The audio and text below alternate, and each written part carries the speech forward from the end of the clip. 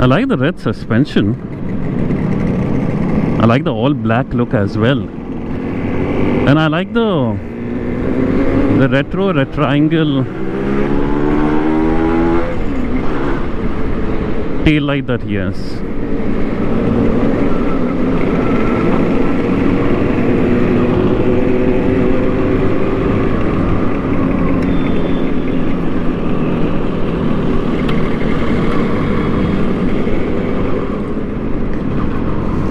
I think this blue and this brown was the original color.